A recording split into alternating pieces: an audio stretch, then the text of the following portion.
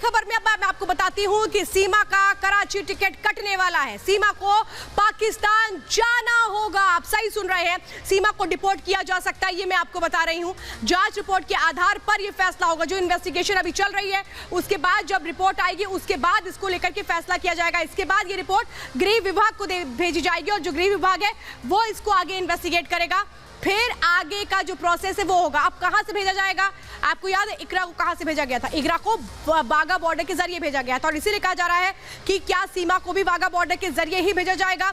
Deport करने का जो प्रोसेस है वो कम से कम 15 से 20 दिन का होता है। ये मैं आपको बता रही हूं आगे क्या होगा सीमा के साथ। लेकिन सीमा कैसे डरी हुई है? सीमा को ये डर है कि अगर उसको पाकिस्तान भेजा जाता है तो फिर क्या होगा। और इसीलिए मैं आपसे कह रही हूं कि ये जो कहानी है ये इतनी आसान नहीं है। इसको समझने के लिए अगली रिपोर्ट देखिए।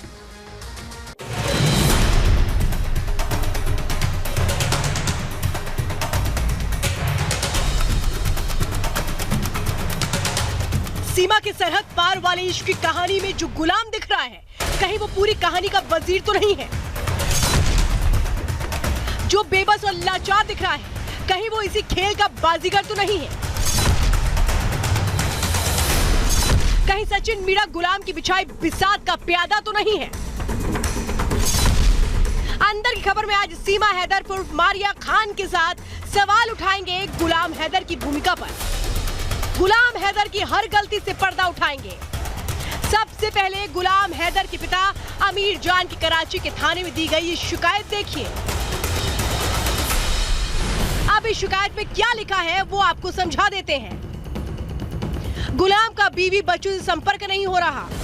10 मई से बहू बच्चे गायब हैं। साथ ही लिखा है कि इस मामले में एफआईआर दर्ज ना की जाए। हम अपने स्तर पर तलाश करेंगे।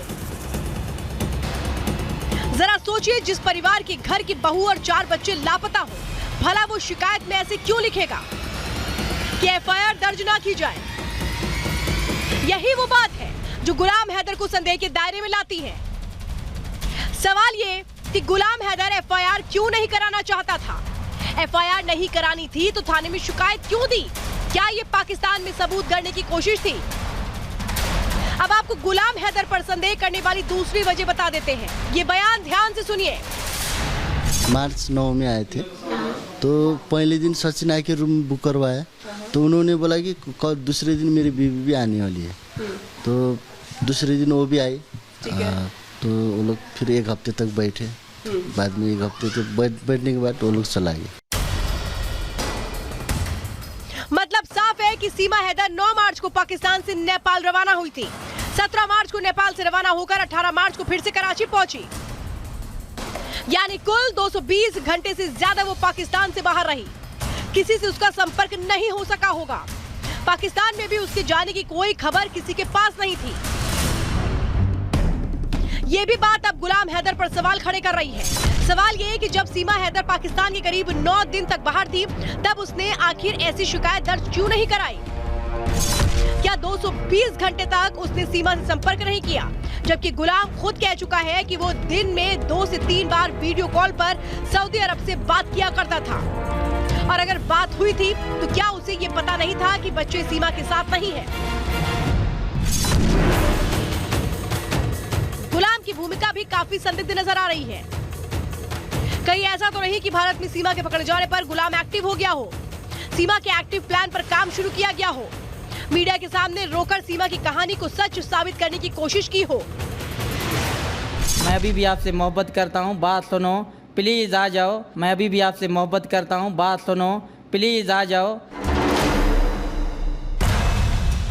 शादी और तलाक को लेकर गुलाम सीमा की कहानी भी मिसमैच है। गुलाम से अगर सीमा का तलाक हो चुका तो फिर आखिर क्यों कराची में शिकायत दर्ज कराता है? क्यों सीमा को ढूंढने की कोशिश करता है? सवाल ये, जिस गुलाम को बेचारा समझा जा रहा है, कहीं वो पूरे खेल का बादशाह तो नहीं जिसे लोग पीड़ित समझ रहे हैं? कहीं वही तो पूरी कहानी का स्क्रिप्ट राइटर नहीं? Bureau report, Republic Bharat.